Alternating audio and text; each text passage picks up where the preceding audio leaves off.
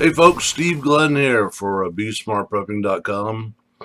I want to take in and chat with you a little bit about this caravan that's coming up from Central America towards the southern border of the United States. There's a lot more going on, obviously, with this caravan than what meets the eye and what you hear about in the news. Obviously, the timing of it, such that these people are going to arrive right around midterm elections, certainly is unusual, right? Um, let me preface this a little bit for you. Now, you can say something is true, or you can say something is not true, but let's assume for a minute that we're in a court of law, right? In order for somebody to be convicted, they have to be found guilty beyond a reasonable doubt, right?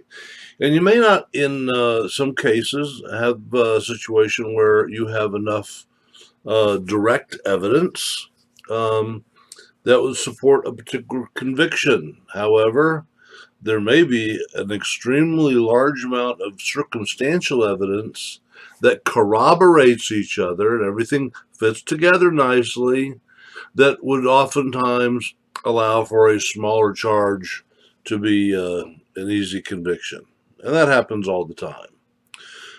So assume that you're a juror and you're looking at this situation here, and you've got the prosecutor and you've got the defense, the fake news, and maybe we'll say Fox News and other YouTube news, and that are trying to tell you about both sides of the story, right? And of course, that's what they do in court. They try to convince you of a particular story line that may cause reasonable doubt, right? So let's think about this for a minute. So you've got all these people that are going to arrive around election time, right? So is this going to be good for the Republicans or is it going to be good for the Democrats? Right? And is there a possibility that it could be good for both? Okay. And then what is it good for the nation? Is probably also worth discussing. So is it good for Trump? Well, if he does what he says he does, he says you're not coming in, and most of the population agrees, hey, we just can't let people in, because this thing could swell to 30,000, 40, 50,000. Then what? Do we just open up the border and just have a non-stop flood come in? I mean, even Hillary and Obama and Clinton, Bill Clinton, everybody, previous to Trump, they've all agreed that we need to have a strong southern border. We just can't let anybody come in. But now, when Trump's in office, now this is something that the Democrats want to use to either rile up their base or to help create their base. If they get enough illegals, undocumented individuals into the country, then all of a sudden, if they're the ones who help get them in there, get them into the country, then maybe they'll support them on election days, right? So there's certainly that aspect. But then also, if Trump is going to do what he says he's going to do, and he usually does, if he's going to have troops on the border, what are they going to do? These people will not stop coming. And they're about to come on to U.S. soil, because if they come on to U.S. soil, then they have to be taken into custody, and then there's a whole bunch of legal stuff, and we do not have the judges or the legal to deal with any of that. And this is not, Trump's not going to let this be treated like that. Before they get here, I guarantee you're going to either see new executive orders, okay, because the other branches of the government are unable to function, right? They're unable to build a wall or secure the southern border. Then the number one thing that a president and a government is supposed to do is secure the borders and protect the people. Number one. If these other uh, branches of our government are unable to do the work, get in there, create the laws, create the funding, help get that thing secured, then it falls to the president. The president's going to use the military to take and do it. So it's not an ideal situation because the military is used to dealing with armed forces, other armed combatants. Um, that's not the situation here. Here you got a bunch of you know people that know nothing probably about combat. Now some of them may know something about combat, but probably none of them are nowhere near as competent as the U.S. military, and the U.S. military is going to be fully armed and prepared. That's the way they are. So they may start shooting people. Okay, and that's surefire away. If there's not a physical wall, and if you keep moving forward, you're going to die. You're going to be shot and killed. That's a pretty good deterrent. And you hate to think that people would either be that stupid or convinced that hey, it won't happen. They won't shoot me. Um, if they're given those orders to do so, and they realize they're protecting our southern border, because here again, if everybody came in, let's say you had 50,000 people come into El Paso, uh, and lots of them are criminals. They have no, way to take care of themselves. They have no skills. They don't speak the language. Just imagine the havoc, the chaos that creates. Who's going to take care of these people? Who's going to pay for that? And it would be nice if we lived, first off, in a world where we could be altruistic all the time. And we could trust that all these people coming are really good people. They're all good natured people. They're just loving families and they just want a better place for themselves, right? And there's maybe a few of them are like that. And you want to be able to help some of them out, but they're still coming illegally. They just can't come up here and go, okay, I'm coming across, here I am. That doesn't work. We don't drop everything and go, oh, you want to come across the border and become, well, here, let's get you going. We'll get all the paperwork going and make you a citizen tomorrow, right quick. Then you can go out there and start spending money and get yourself some credit built up. And, it's not realistic. Okay, so you got all these people. They are, really not appropriate to come on into the United States. They're not skilled.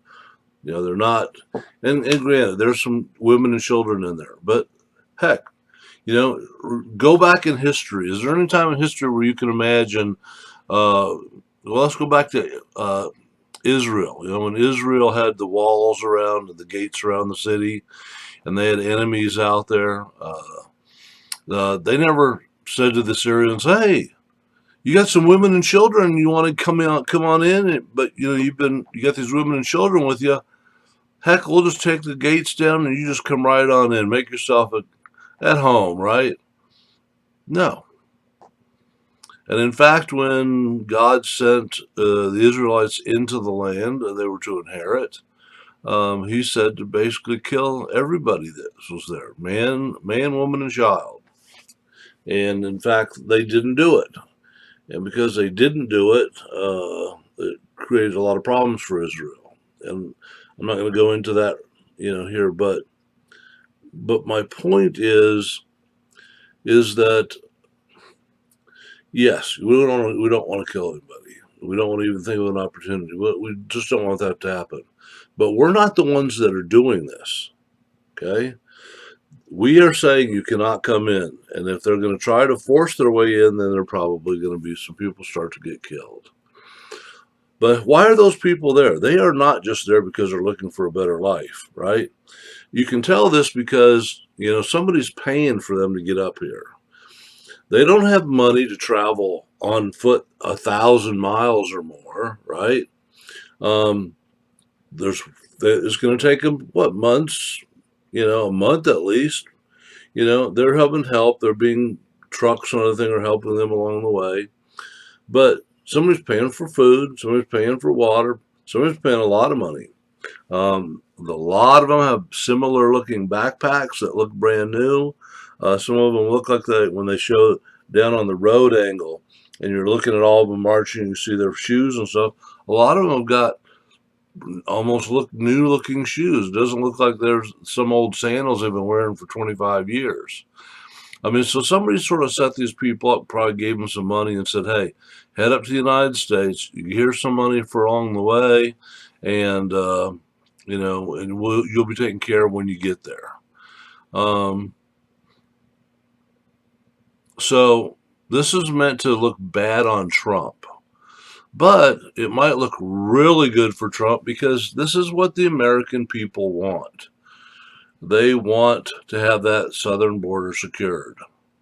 We can't be letting people in that are going to, drive trucks through Disney World, killing families. We can't have those sorts of things going on again. We got to control who comes into the country. And in this caravan, they don't have IDs. They don't. They come in here. We have no idea who they are. Okay. It's not like they're bringing all their tax records for the last few years and they have an appropriate visa and passport and all that for international travel. I mean, they don't have anything. So, and then of course, if they're coming up here, why are they waving the flags of the nationality they're coming from? Honduras, Guatemala, I forget what the other one is that's down there. But you'd think they'd be waving the American flag, right? If they're so excited or happy or proud of their own nationality, then why not stay there? And if you don't like the way it is, then fight to change it. Because that culture is not going to exist in any place that you're probably aware of in the United States. I mean, it's not like these people are coming up here and going, oh, there's a little Honduras in downtown El Paso, and that's where we're going because everybody speaks Honduran, that dialect of Spanish or whatever it is, and that's where we're heading. No, that's not the case at all. I mean, they were going to be injected into a culture, an American culture, that they don't really know or understand. So the flag waving is not right. And the other thing is if Soros and the folks that were supporting this effort, all these people coming up here, were really using their brain, they'd have had a lot more women and children in there. And what they'd have done is they'd have taken and given them, lots of them, American flags. And told them, anytime the camera's on you, you go, USA, USA, America, or things along that nature, like they're excited and proud to be coming to America. That's not the way it looks at all. It looks like they've been paid to come up and walk all the way up here and try to get into the United States. Right? If you're excited about doing something, you have a certain, hey, there's hope. There's a new life ahead of us. We're excited to be going there. That's not what you really see much of.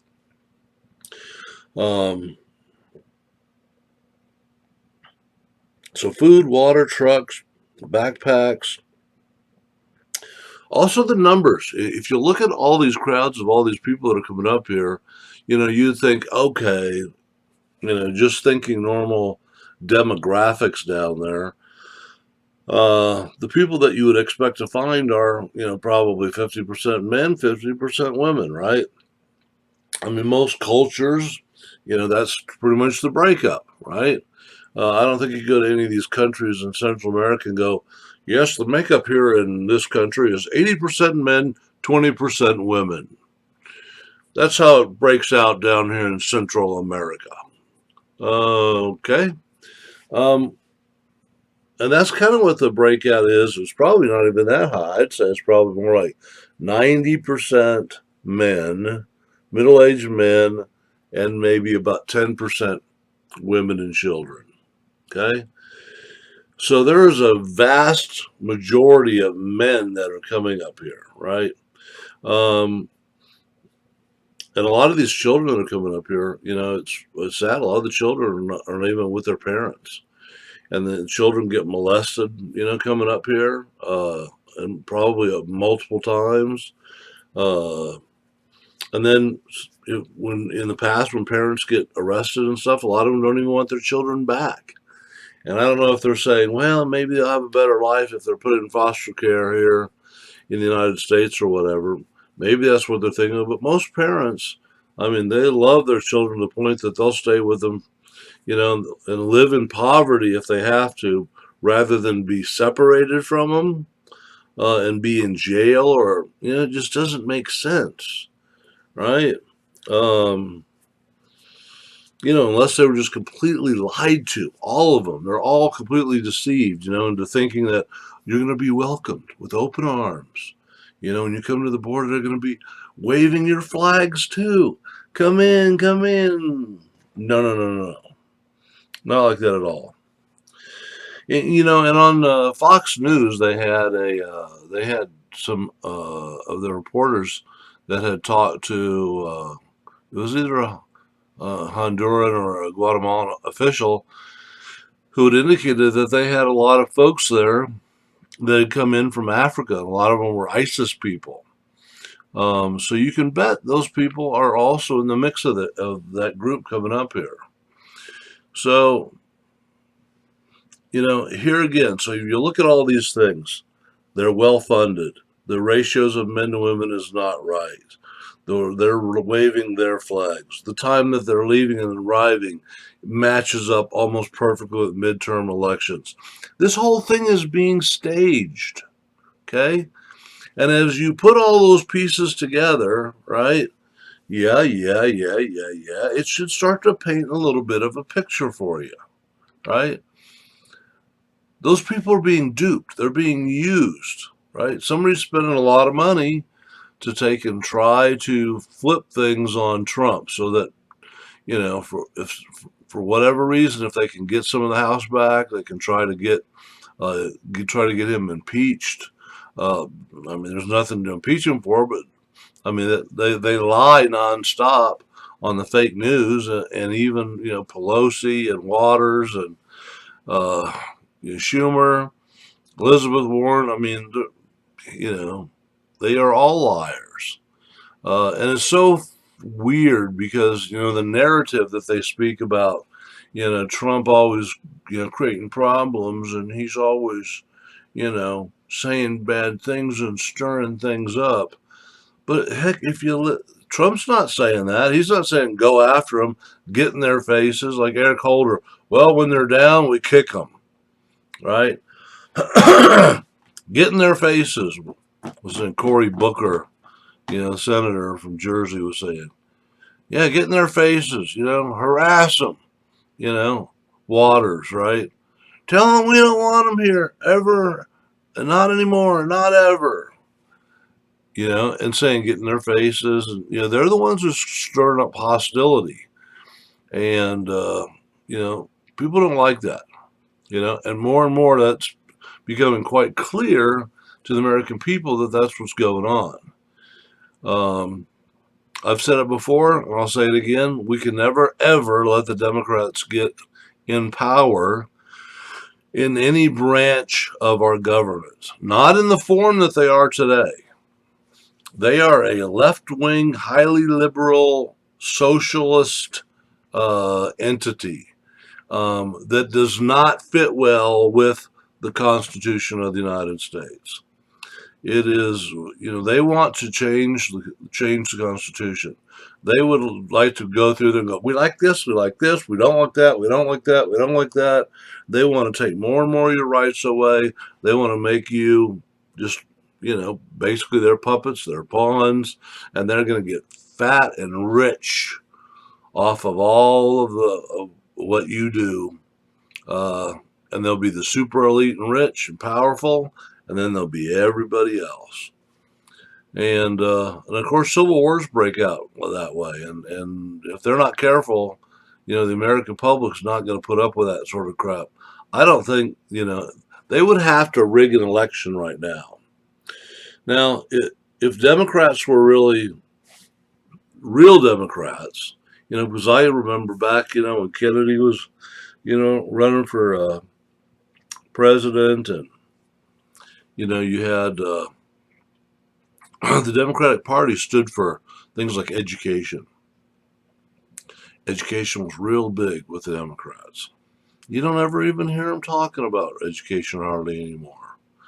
They really don't care. It's all about power and stealing money. And the amount of money that this country lost under the 8 years of Obama, and with the Clintons before him, it is. This is why we have, the total debt of this country is probably close to $250 trillion. And we're going to have a financial reset here pretty soon. That's coming. It's inevitable.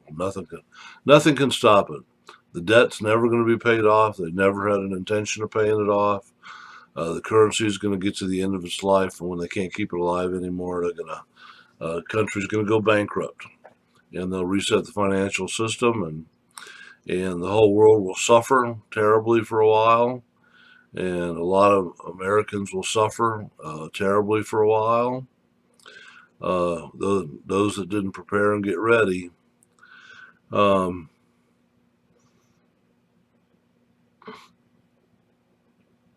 so yeah, education. That's what they stood for, a lot of it, and the environment was another big thing too. They wanted to make sure that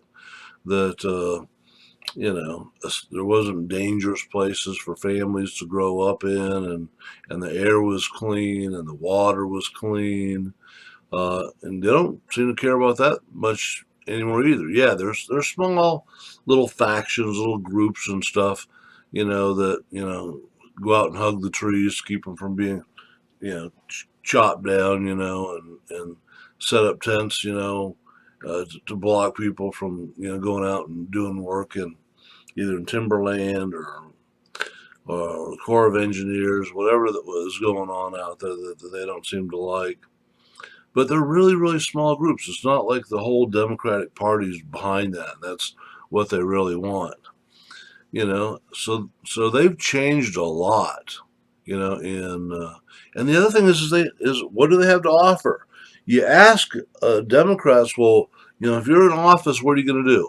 Well, we're gonna reinstate the Affordable Care Act, right? Well, the Affordable Care Act was never affordable, right? You know, Pelosi stood there, in one speech, or she was talking, and she kept saying, affordable, affordable, affordable, affordable. It's affordable, affordable, and it's not affordable.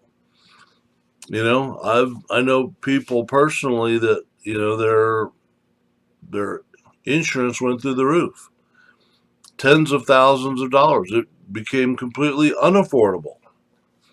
Um, and you could say that, for whatever reason, okay, uh, maybe there weren't enough exchanges in that city or that area, but the thing was set up to fail. It had problems with it.